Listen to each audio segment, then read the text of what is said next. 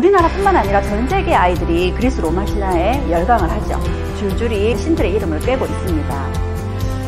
그런 모습들을 보면 뭔가 좀 허전합니다. 우리에게도 신화가 있는데 말이죠.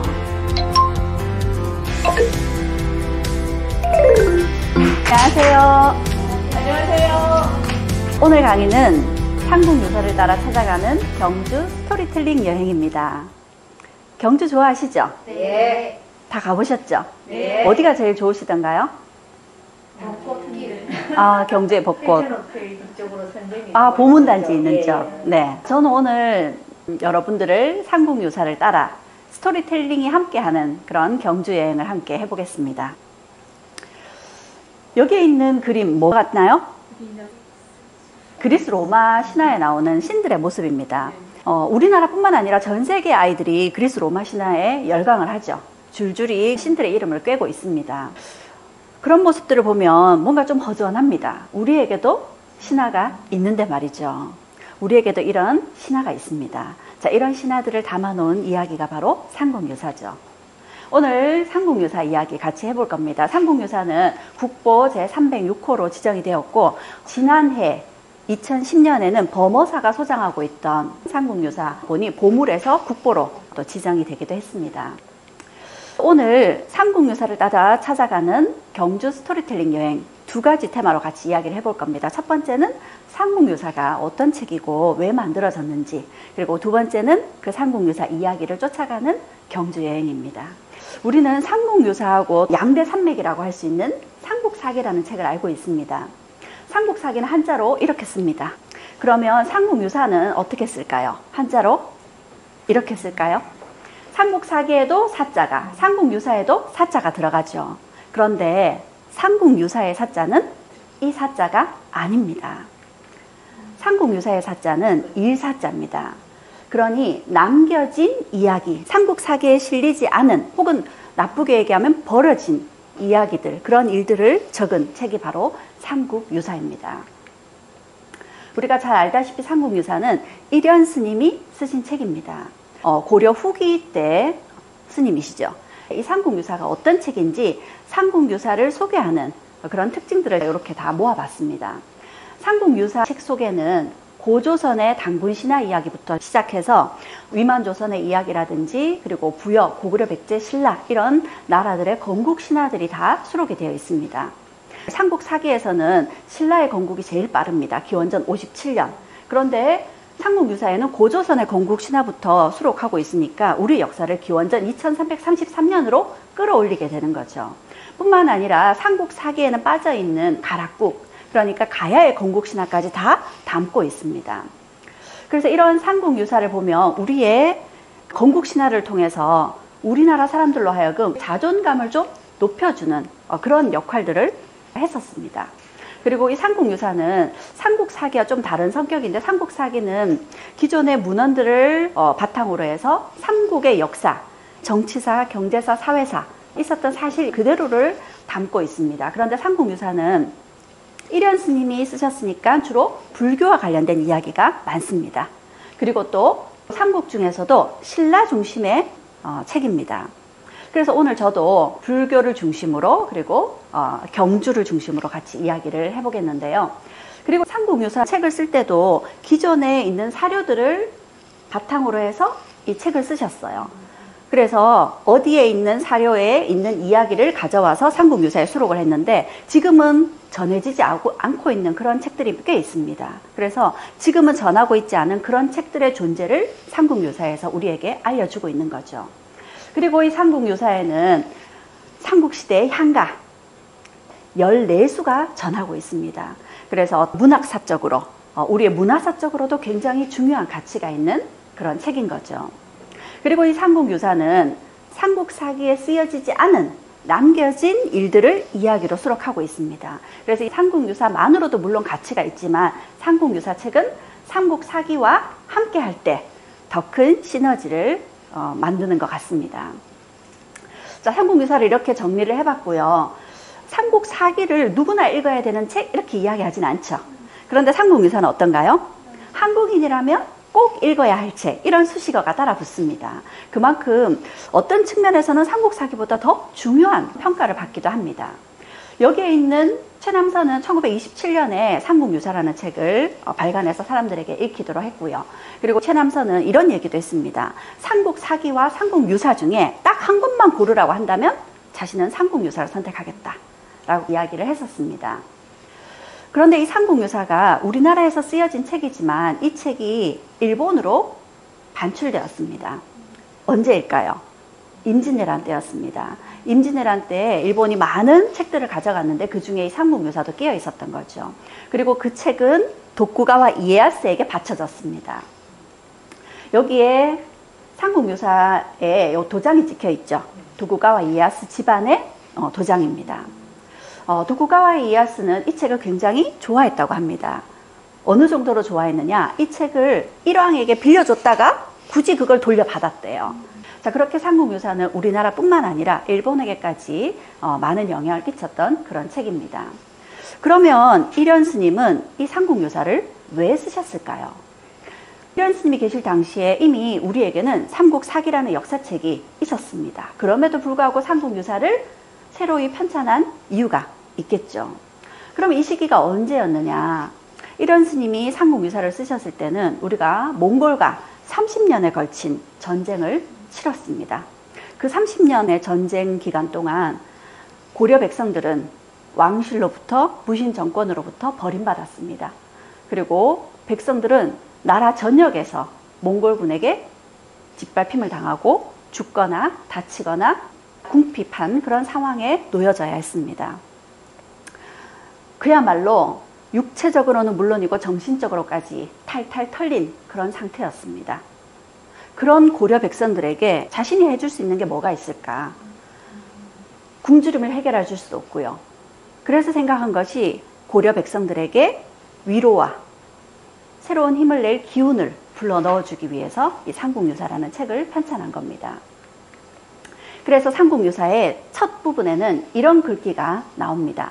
삼국유사의 첫 편이 기이편입니다. 그 기이편의 첫 부분에 이런 얘기가 나옵니다. 옛 성인이라 그러면 가장 대표적으로 공자와 같은 이들이죠.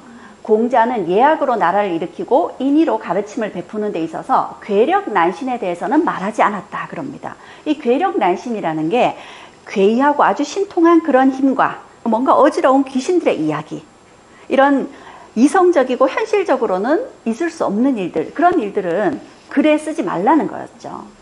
그런데 한 나라의 제왕이 태어날 때는 하늘에서 명을 받고 태어나야겠죠. 그러니 제왕이 태어날 때는 큰 변화가 일어납니다. 이건 우리나라뿐만 아니라 중국도 마찬가지였습니다. 진시황제라든지 항고조 유방 이런 사람들을 모두 아주 기괴한 일들과 함께 태어났기 때문에 마땅히 황제가 될 만한 인물이다. 그렇게 신화들이 만들어져 있었습니다. 그렇다면 우리도 역시 삼국의 시조가 모두 알에서 태어나는 등 이렇게 신기하게 태어나는 것이 어떻게 괴이하다 할 수 있겠는가. 그래서 우리 역시도 삼국유사의 여러 편들 중에 제일 앞에 이 괴력난신의 이야기들을 수록하겠다 한 겁니다. 그래서 바로 이 앞부분이 일현 스님이 삼국유사를 저술한 바로 그 주된 이유인 거죠. 우리 나라를 세웠던 시조들이 태어나는 그런 이야기들을 통해서 고려 백성들에게 힘을 불어 넣어주려 했던 겁니다. 자, 그러면 그 삼국유사 이야기들을 따라서 경주 여행을 함께 해보겠습니다. 첫 번째 여행지는 황룡사지입니다. 사진만 봐도 가슴이 탁 트이죠. 신라 최대의 절이었습니다. 황룡사는 원래는 여기가 진흥왕이 궁궐을 지으려고 했던 곳이죠. 그런데 황룡이 나타났다 그래서 절을 지었던 곳입니다. 이 황룡사는 진흥왕이 무려 17년에 걸쳐서 절을 완성을 했고요. 이후에도 거의 100년에 걸쳐서 이 황룡사 당시의 모습을 만들게 됐습니다. 그런데 고려 후기 몽골의 침입으로 불타버렸죠. 이 황룡사가 원효 스님과 관계가 있습니다. 이 황룡사는 신라 최대의 사찰입니다. 그러면 이 황룡사의 주지 스님은 어떤 분이 할까요? 신라의 최고의 고승이 하겠죠. 그럼 원효 같은 스님? 아니었습니다. 진골 출신의 자장스님 이런 분들이 황룡사의 주지스님을 했던 거죠. 그럼 원효스님은요, 이게 보면 진골 출신의 신라 승려들한테는 따돌림? 이런 지배층에는 속하지 못하는 그런 측면이 있었던 거죠. 그런데 원효스님이 실력으로 황룡사에서 여러 스님들을 제압하고 여기서 금강산매경론을 설법하셨습니다. 그래서 황룡사가 원효스님과 아주 밀접한 관계가 있는 절이고요. 그리고 이 황룡사에 두 가지의 보물이 있습니다. 그 첫 번째는 장육존상이라는 불상인데요. 어느 날 신라 가까운 바닷가, 지금의 울산 옆에 울주군으로 추정되는 곳으로 배가 들어옵니다. 그 배에는 많은 철과 황금이 실려 있었고 편지가 들어 있었습니다. 그 편지에는 서축에, 그러니까 인도의 아유광이 황철 5만 7천 근과 황근 3만 푼을 가지고 장차 석가의 존상 3개를 부어 만들려고 했으나 뜻을 이루지 못하여 이것을 배에 실어서 바다에 띄워보내니 인연이 있는 땅에 도착해서 이 장육존상을 만들어 주소서 하고 축원하면서 장육존상의 견본으로 부처 1개와 보살상 2개를 실어 보낸 겁니다. 그리고 이 편지를 받은 신라에서 이 장육존상을 완성하게 됩니다. 이런 모습으로요. 그래서 이게 황룡사의 보물이었습니다. 그리고 또 한 가지 황룡사의 보물이 있죠. 바로 황룡사 구층 목탑입니다. 선덕여왕 때 자장스님이 신라 황룡사의 구층 목탑을 세우면 신라 주변의 9개 나라들이 신라에게 무릎을 꿇을 것이다 해서 세웠던 탑이죠. 이 두 가지가 황룡사의 보물이었습니다. 우리가 원효스님 그러면 가장 기억나는 게 이 해골물이죠. 해골물을 마신 원효스님이 모든 것은 다 내 마음에 달려있다라는 깨달음을 얻었다고 합니다. 우리가 모두 알고 있는 이 사실은 기록이 없습니다. 삼국유사에는 이런 기록이 없고요. 이 원효스님의 해골물 이야기는 그럼 어떻게 된 건가? 중국의 송고승전이라는 책에 보면, 그리고 또 일본의 기록에 보면 이런 이야기가 있습니다. 원효스님과 의상스님이 중국으로 불교를 공부하기 위해서 유학길에 오르게 되죠. 사실 처음에는 고구려를 거쳐서 유학길에 오르려고 했었습니다. 그런데 첩자로 잡혀서 성공을 거두지 못했죠. 그래서 잠시 구금됐다가 풀려나서 또 한 10년이 지나고 나서 이분들이 다시 유학길에 오르기 위해서 백제를 통과해서 바닷길로 중국 유학길에 오르려고 했었죠. 그 힘든 길을 가던 중에 밤이 늦어서 어쩔 수 없이 하룻밤을 묵어가야 됐습니다. 마땅히 잘 곳이 없어서 이들이 동굴같이 보이는 곳에 들어가서 잠을 잤던 거죠. 그곳에서 아주 모처럼 편한 잠을 잤답니다. 그러고 아침에 깨어보니 거기가 자신들은 동굴이라고 생각을 했는데 그게 무덤 아니었던 거죠. 그리고 그날 바로 짐을 꾸려서 길을 나설 수가 없었습니다. 갑자기 폭풍우가 찼던 겁니다. 그래서 어쩔 수 없이 여기서 하룻밤을 더 자야 했던 거죠. 전날은 이곳에서 아주 편히 잠들었어요. 그런데 둘째 날은요? 그럴 수 없었습니다. 괜히 오싹하고 으스스한 것이 전혀 잠을 이룰 수가 없었던 거죠. 사실은 이런 이야기가 전하고 있는 겁니다. 그런데 그게 몇백 년 후에 와전이 되면서 무덤 안에서 해골물을 마셨다 이렇게 된 겁니다. 자, 그렇게 원효스님은 의상스님과 길을 달리하게 됩니다. 의상스님은 그대로 중국 유학길에 올랐지만 원효스님은 되돌아온 거죠. 그리고 원효스님은 그 깨달음에 이르는 과정에서 배움을 쫓아서 스승을 정해서 스승을 따라서 공부를 하지 않았습니다. 그러다 보니 항상 따르는 스승이 없었습니다. 그리고 스승 없이 혼자서 깨달음에 이르신 분이 바로 원효스님입니다. 그리고 이 원효스님은 그렇게 자신이 깨달은 것들로 책을 많이 서술하셨죠. 지금 남겨진 책만 해도 20여 권이 됩니다. 그런데 실제로는 80여 가지의 책을 쓰셨다고 합니다. 이 원효스님은 신라 백성들에게 불교를 전파하기 위해서 애쓰시던 중에 이런 노래를 지어 불렀다고 합니다. 그 누가 내게 자루 없는 도끼를 주겠는가? 내가 하늘을 떠받칠 기둥을 깎아보련다. 이런 이야기를 부르면서 다니셨는데 아무도 이 노래의 뜻을 알지 못했습니다. 그런데 이 노래가 뜻하는 의미가 무엇인지를 단번에 알아챈 사람이 있었습니다. 바로 태종 무열왕 김춘추였죠. 김춘추가 생각하기에는 원효 스님이 여인을 얻으면 이 신라를 위해서 큰 임무를 낳을 수 있겠다, 이렇게 생각한 거죠. 마침 남편이었던 화랑이 전쟁에 나갔다가 죽게 되면서 과부가 된 딸이 있었죠. 바로 요석공주입니다. 그래서 무열왕이 궁궐로 부릅니다. 원효 스님 불렀어요. 원효 스님이 궁궐로 들어가다가 월정교라는 다리에서 그만 강물로 떨어지셨어요. 옷이 흠뻑 젖었죠. 이제 궁궐로 들어가는 길에 요석궁에서 옷을 말리고 머물게 된 거죠. 그리고 거기서 며칠을 머물게 되면서 이 요석공주와의 사이에서 아이를 갖게 된 겁니다. 자, 그래서 태어난 이가 바로 설총이죠. 설총은 제가 지난 강의에서 이야기를 하기도 했었는데요. 이 설총의 무덤이 경주에 있습니다. 잘 듣지 못하셨죠? 오랫동안 알려지지 않다가 이 후손의 꿈에 설총의 무덤이 있다고 꿈에서 예언을 듣고 그 설총의 무덤이 있다는 곳 근처의 마을 사람들에게 자문을 구해봤더니 설총의 무덤 위치를 알아줬다고 합니다. 설총의 무덤 위치가 보문단지 쪽에 있습니다. 그래서 보문단지를 산책하다 보면 그 근처에서 설총의 무덤을 발견할 수 있을 겁니다. 원효 스님이 궁궐로 들어가다가 강물에 빠진 곳이 바로 이 월정교죠. 이 월정교가 지금은 이렇게 근사한 모습으로 세단장을 하고 있습니다. 그래서 많은 사람들이 찾는 곳이죠. 이 월정교는 낮의 모습도 근사하지만 야경이 또 더 근사합니다.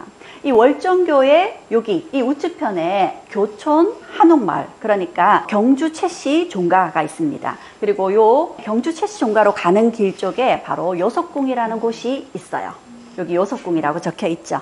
지금은 한정식 집입니다. 그런데 이 요석궁이 요석공주가 머물던 그 요석궁이다 라고 보는 사람들도 있고, 조금 더 들어가게 되면 바로 경주 채씨 종가가 있습니다. 그 자리가 요석궁이 실제로 있었던 자리다, 이렇게 주장하는 이도 있습니다. 이곳을 걸으면서 이 원효와 요석공주의 사이에 사랑 이야기와 그리고 그 사이에 설총 이야기를 우리가 함께 나누면서 이곳을 둘러볼 수 있을 겁니다. 자, 이렇게 원효 스님은 요석공주와의 사이에서 아이를 낳습니다. 결혼을 정식으로 한 건 아니지만 계율을 어긴 거죠. 파괴를 한 겁니다. 스스로 파괴를 했다고 하면서 이 스님들의 옷, 법복을 벗어버리고 백성들 사이에서 술을 마시고 노래를 부르고 함께 어울려 놉니다. 일체 무예인은 한 번의 생사를 벗어난다 라는 화엄경의 구절을 노래하면서 무예가라는 노래를 만듭니다. 이 무예인이라는 건 조금 더 거리낄 것이 없는 사람이다, 이런 뜻입니다. 세상 속세에 전혀 거리낄 것이 없어야 죽고 사는 것에서도 자유로울 수 있다. 무예가를 부르면 사람들 사이를 돌아다닌 거죠. 그러면서 스스로를 소성거사라고 칭했습니다. 소성이라 그러면 마음이 좁은 사람, 아주 지극히 평범한 사람입니다. 그리고 거사라 그러면 집에 머물면서 수도를 하는 사람이에요. 스님은 제대로 수행을 하려면 절에 머무셔야 되겠죠. 그런데 자신은 아주 작은 마음을 가진 보통 사람보다 못한 사람이면서 자신의 집에서 그냥 수행하는 그런 사람이다 하고 자신을 지극히 낮춘 겁니다. 그러면서 백성들 사이에 파고든 거죠.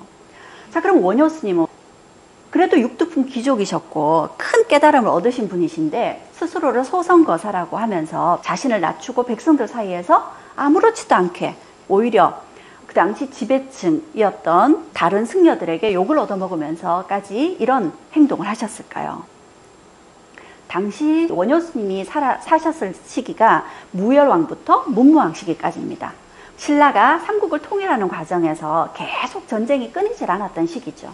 그 긴 전쟁 동안 백성들은 전쟁에 시달리고 세금에 시달리고, 이런 백성들을 아무도 보듬어 주려고, 백성들의 마음을 어루만져 주려고 하지 않았던 거죠.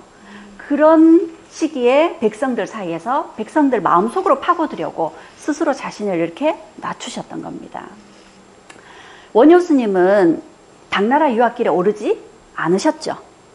원효 스님은 한 번도 우리 땅을 벗어나신 적이 없습니다. 그런데 원효 스님의 가르침은 우리나라뿐만 아니라 중국과 일본에 더 많은 영향을 주고 있습니다. 일본에 가면 고잔지, 고산사라는 이런 절이 있는데 이곳에 가면 원효 스님의 초상화가 남겨져 있습니다. 원효 스님의 초상화로는 가장 오래된 초상화이죠. 그런데 모습이 어떤가요? 얼굴에 주름이 자글자글하고 피부가 까무잡잡하니 정말 평범하게 얼마나 열심히 백성들 사이에서 함께 했는지가 그대로 얼굴에 묻어나는 것 같습니다. 원효 스님이 또 오랫동안 계셨던 곳이 고선사라는 절이었습니다. 그런데 이 고선사는 경주에 댐이 생기면서 수몰되었어요. 그래서 고선사에 있던 탑은 여기 경주박물관 야외 전시관에 이렇게 자리를 하고 있습니다. 그리고 이 고선사의 절이 수몰되면서 이곳에서 원효 스님의 비석이 발견됐습니다. 그런데 안타깝게 그 비석이 온전한 상태는 아니었고 깨진 일부 조각들만 발견이 되었습니다. 원효 스님의 비석의 이름이 서당 화상비입니다. 원효 스님의 본명이 서당이었거든요. 그럼 원효 스님의 성은 뭘까요? 그렇죠. 아들 이름이 설총이니까 원효 스님의 성은 설씨입니다. 그래서 설서당이었던 거죠. 원효라는 건 본명이에요. 출가하시면서 얻은 이름이죠. 원효라는 이름은 새벽, 불교의 새벽을 이끈다, 이런 의미라고 보면 되겠습니다. 이 고선사에서 원효 스님이 했던 유명한 말이 삼국유사에 전하고 있는데요. 태어나지 말지니 죽는 것이 괴롭다. 죽지를 말지니 태어나는 것이 괴롭다. 이게 인간이 가장 고뇌하는 것이며 번뇌하는 것이죠. 그런데 이 원효 스님의 서당 화상비가 일부 조각들이 발견이 됐는데 안타깝게도 또 아랫부분은 국립경주박물관이 소장하고 있고 윗부분은 동국대 박물관이 소장을 하고 있습니다. 이 비석의 조각들이 또 이산가족이 되어 있는 상황이네요. 원효 스님의 마지막을 함께 했던 절이 바로 골굴사입니다. 발음이 좀 어렵죠. 이 골굴사는 경주의 동쪽 바다 간포로 가는 길에 있습니다. 그런데 이 골굴사의 입구가 예사롭지 않죠. 스님들이 선무도를 행하고 있는 겁니다. 스님들의 무예예요. 그런데 이게 우리는 무예로 보이지만 스님들의 수행법입니다. 실제로 여기는 선무도 대학이 있고 중국의 소림사가 있듯이 우리나라의 스님들의 무예를 하는 곳으로 많은 외국인들이 여기에 와서 선무도를 배우고 있는 곳입니다. 여기에 들어가면 또 아주 절경입니다. 제일 위에는 마의 불상이 조각이 되어 있는데 보물로 지정이 되어 있기도 하고요. 그리고 바로 이곳, 여기가 바깥으로 봤을 때는 불당인 것처럼 보이지만 안을 들어가 보면 석굴이에요. 자연적인 석굴 사원이죠. 이곳에서 원효 스님이 열반에 드셨습니다. 그래서 원효 스님의 마지막을 함께 한 곳이 이 골굴사에 있습니다. 원효 스님이 세상을 떠나자 아들 설총이 굉장히 마음이 아팠겠죠. 그래서 아들 설총이 원효 스님을 화장을 하고 유골을 가루로 만들어서 그걸 다시 흙을 섞어서 소상을 만들었어요. 소상이라 그러면 흙을 섞어서 빚었던 거죠. 원효 스님 모습을 빚었어요. 그런데 채색을 하지 않은 것을 소상이라고 합니다. 그렇게 소상을 만들어서 분황사에 아버지 소상을 모셔놓고 아버지에게 예를 올렸습니다. 그런데 하루는 설총이 분황사에 있는 원효 스님의 소상을 보면서 예를 올리자 소상이 이렇게 보고 있었는데 설총이 옆에서 예를 올리니까 원효 스님의 소상이 이렇게 보고 있다가 고개를 돌렸다고 합니다. 얼마나 놀랐을까요? 원효 스님의 소상이 왜 고개를 돌렸을까요? 아마도 아들을 보고 싶은 마음에 고개를 돌리신 거 아닌가 했는데 그 소상이 고개를 돌리고 이련 스님이 삼국유사를 쓰실 그때까지도 고개를 돌리고 돌아본 그대로 분황사에 모셔져 있다고 했었습니다. 안타깝게도 지금은 그 모습이 남아있지 않고요. 자, 그렇게 원효 스님 돌아가시고 나서 설총이 원효 스님의 소상을 만들어서 예를 올린 곳이 바로 이 분황사였습니다. 분황사는 선덕여왕이 세운 사찰이죠. 그리고 분황사는 몽골의 침입 때도 화를 입었고요. 그리고 다시 만들어졌다가 임진왜란 때 또 큰 화를 입었습니다. 그래서 지금은 당시의 그 웅장한 모습은 많이 잃어버린 모습이지만 분황사에 있는 이 모전 석탑만큼은 신라에서 가장 오래된 석탑으로 지금도 그 웅장한 모습을 자랑하고 있습니다. 그리고 이 분황사의 모전 석탑 바로 정면에 보면 이렇게 생긴 우물이 있습니다. 우물은 보통 돌을 쌓아서 우물을 만들죠. 그런데 이 우물은 화강암이라는 큰 돌이에요. 그 큰 돌에 구멍을 내고 그걸 깎아서 이런 우물을 만든 겁니다. 화강암은 정말 단단한 돌이거든요. 그런데 이걸 이렇게 깎아서 우물을 만들려니 얼마나 힘이 들었을까요? 폭이 1m 가까이 됩니다. 제가 조금 이따 원성암과 관련된 이야기를 들려드릴 텐데 바로 이 우물 이야기가 또 나옵니다. 이 우물이 그때 그 모습을 그대로 간직하고 있는데 지금은 아니지만 얼마 전까지만 하더라도 관람객들이 여기서 우물을 길어 먹었다고 하니 이 우물은 벌써 1000년이 넘은 그런 우물인 거죠. 자, 지금까지 원효대사와 설정에 대한 이야기를 따라서 황룡사와 월정교 그리고 골굴사와 분황사를 같이 둘러봤습니다. 대릉원에 다 가보셨죠? 자, 두 번째 코스는 대릉원입니다. 대릉원에 가면 뭐가 있나요? 천마총이 있죠. 천마총 다 가보셨죠. 그리고 천마총 앞에 황남대총이 있습니다. 그런데 이 대릉원 안에서도 문을 열고 들어가면 만날 수 있는 고분이 있습니다. 그게 바로 미추왕릉이에요. 신라의 13대 왕인가? 미추왕의 무덤입니다. 이 미추왕은 신라 김씨로서는 최초의 왕이에요. 그전에는 석씨가 왕이었습니다. 첨의 왕이라고. 그런데 아들이 없어서 이 미추왕이 석씨 왕실의 사위로 왕위에 오르게 됩니다. 그리고 정치를 아주 잘했다고 하죠. 그리고 돌아가시고 나서도 다시 석씨에게 왕위를 넘겼어요. 그래서 유래왕이라는 왕위를 넘겨받았습니다. 그런데 이 유래왕 때 청도 자리에 이서국이라는 나라가 있었습니다. 그 이서국에서 신라의 경주를 침략해 온 겁니다. 그런데 그 이서국의 병사들을 제대로 막을 수가 없었어요. 신라의 경주가 큰 위기를 맞은 거였죠. 그런데 그때 어디선가 병사들이 나타났는데 이 병사들이 귀에 대나무 잎을 꽂고 나타나서 함께 싸워준 겁니다. 그래서 경주를 침공한 이 이서국 병사들을 다 몰아낼 수가 있었어요. 그런데 이 싸움에서 이기고 나니까 이 대나무 잎을 귀에 꽂았던 병사들이 갑자기 사라져 버렸습니다. 그래서 이 병사들이 어디서 왔고 어디로 갔는가 도대체 알 수가 없었죠. 그런데 바로 그 미추왕릉 앞에 대나무 잎이 잔뜩 쌓여 있었던 겁니다. 아마도 돌아가신 미추왕께서 신라를 구해주려고 병사를 보낸 것이 아닌가 그렇게 보여지는 거죠. 그리고 또 어느 날은 김유신 장군의 무덤에서 갑자기 회오리 바람이 일더니 말을 탄 장군의 그림자가 김유신 무덤에서 나오는 겁니다. 그리고 그 말 탄 장군이 회오리 바람을 타고는 미추왕릉으로 들어가 버렸어요. 그리고 잠시 후 미추왕릉 안에서 울먹이는 소리가 들려옵니다. 김유신 장군이 미추왕에게 하소연을 하는 거였습니다.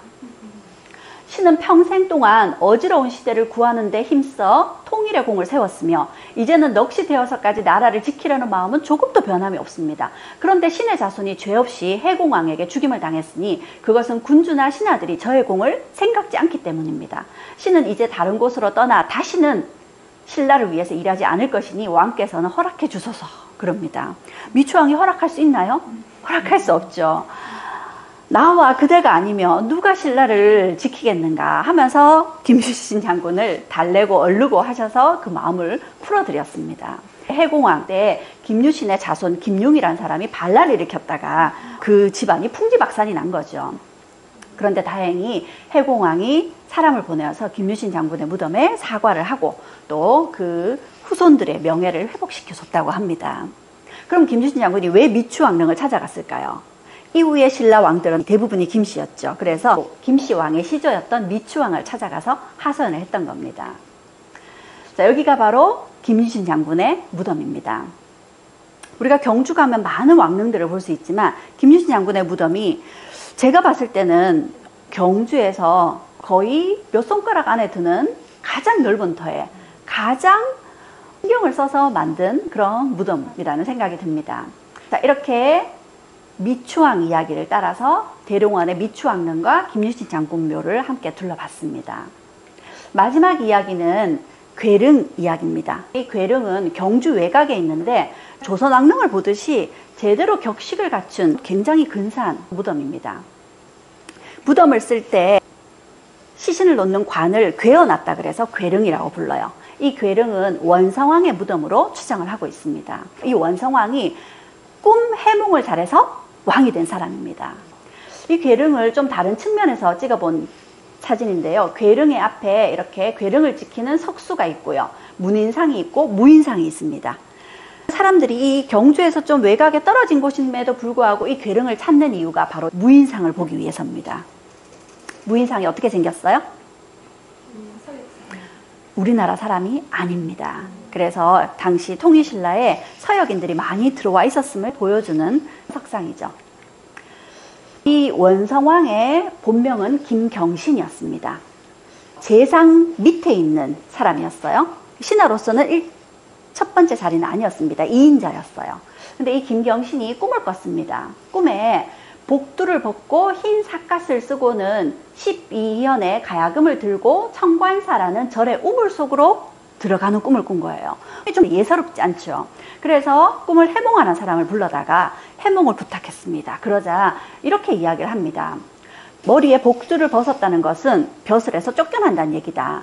그리고 12현의 가야금은 칼을 쓰고 감옥에 갇힌다는 예언이다. 그리고 우물 속에 들어갔다는 말은 감옥에 들어갈 그런 꿈이다 하고 예언을 해줍니다. 그러니 굉장히 겁이 났겠죠. 그래서 김경신이 집 밖을 못 나갑니다. 김경신이 두문불출을 하고 있으니까 김경신 밑에 있는 아찬벼슬의 아랫사람이 김경신을 찾아왔어요. 도대체 왜 안 나오십니까? 했더니 김경신이 자신이 꿈꾼 이야기를 해줍니다. 그러자 꿈 이야기를 듣고 이 아찬벼슬에 있는 사람이 김경신에게 큰절을 하더니 자신이 제대로 꿈 해몽을 해주겠다고 합니다. 그러면서 이렇게 이야기를 합니다. 꿈에 복두를 벗었다는 것은 이제 내 위로는 사람이 없다는 얘기고, 그리고 흰 갓은 왕관을 뜻합니다. 12현의 가야금은 당신이 미추왕의 12대손 왕이 될 거란 얘기고요. 그리고 우물은 궁궐로 들어간다는 얘기입니다. 그러니 이제 왕이 될 거란 얘기죠. 그러니까 김경신은 그럴 리가 없는데 왜? 자기가 1인자가 아니죠. 지금의 왕 밑에는 김주원이라는 당시 재상이 있었습니다. 그 사람이 다음 왕이 후보였던 거죠. 그래서 김주원이 있는데 내가 어떻게 왕이 될 거냐 했더니 그 아찬벼슬의 사람이 이렇게 이야기를 합니다. 북천, 북쪽에 있는 하천의 신에게 제사를 몰래 지내십시오. 그래서 시키는 대로 했어요. 그리고 당시의 왕이었던 선덕왕이 죽게 됩니다. 그러면 그 다음 왕위에 오를 사람은 김주원이었죠. 김주원이 궁궐로 들어가서 왕위 즉위식을 하면 됩니다. 그런데 이 김주원의 집이 북천 너머에 있었어요. 이 비가 많이 와서 북천이 범람을 한 겁니다. 궁궐로 들어올 수가 없었고 그때를 틈타서 김경신이 궁궐로 들어가서 왕위 즉위식을 한 거죠. 그렇게 왕위에 올랐습니다. 그 인물이 바로 원성왕이었던 거죠. 아주 대단한 꿈을 통해서 왕위에 올랐기 때문에 정치도 꽤 잘했습니다. 이 원성왕 10년쯤 됐을 때 여인 두 사람이 와서 이렇게 하소연을 합니다. 자신의 남편들은 못에 있는 용이다. 그런데 중국에서 온 사신이 자신의 남편들 못에 살고 있는 용을 물고기로 만들어서 갖고 가버렸다고 합니다. 그리고 그 두 마리 용과 함께 아까 분황사에 우물이 있었죠. 그 우물에 살고 있는 용도 물고기로 만들어서 이 용 3마리를 물고기로 만들어서 중국으로 가져가려고 합니다. 그랬더니 원성왕이 그 말을 듣고 그 사신이 돌아가는 길을 쫓아갑니다. 그래서 경주에서 중국으로 가려고 가는 사신들을 쫓아가서 하양쯤에 이르렀을 때 그 사신 일행을 잡았다 그래요. 그리고 사신에게 너희들은 어찌하여 우리나라의 용 3마리를 이곳까지 데리고 왔느냐. 만약 사실대로 말하지 않으면 사형에 처하겠다 하고 윽박질러서 그 용을 되찾았다고 하죠. 자, 이번에는 원성왕 이야기와 함께 원성왕의 무덤 괴릉을 함께 살펴봤습니다. 경주 구석구석을 다 돌아보면 좋겠지만 몇 군데만 살펴봤는데 그곳이 여기 황룡사지와 분황사였고요. 그리고 또 여기 대릉원에 있는 미추왕릉 같이 살펴봤습니다. 그리고 김유신 무덤도 같이 살펴봤죠. 그리고 여기 원성왕의 무덤인 괴릉, 울산으로 가는 외곽도로에 있어요. 자, 그리고 그 밖에도 경주 향교가 있고 채씨 고택이 있는 여기가 월정교가 있는 곳입니다. 그리고 여기 고문단지가 있는 쪽에 설총의 무덤이 있고요. 그리고 원효스님 간포 가는 길에 있는 골굴사에서 열반에 드셨죠. 자, 그렇게 경주 전역을 다 돌아보고 싶은 마음이었으나 이렇게 줄여서 몇 군데 같이 살펴봤습니다. 자, 지금까지 상공유사를 따라 찾아가는 경주 스토리텔링 여행. 상공유사가 어떤 책이고 이 상공유사에 나와 있는 스토리를 따라서 경주 여행을 함께 해봤습니다. 이 상공유사가 만들어진 것이 일현 스님이 정말 힘든 고려 백성들을 위로하고 그들에게 새로운 힘을 불어넣어 주려고 만든 책이었습니다. 상공유사가 당시 전쟁에 짓밟혔던 고려 사람들에게 위로가 되고 새로운 희망을 가질 수 있는 기운을 불어넣어 줬듯이 상공유사를 따라가는 경주 스토리텔링 여행이라는 오늘 강연이 또 예기치 않은 어려운 상황이 계속 지속되고 있어서 많이들 지쳐있는 우리에게 작은 희망과 따뜻한 힐링을 드리는 그런 시간이 되기를 바라면서 오늘 강연 함께 해봤습니다. 감사합니다.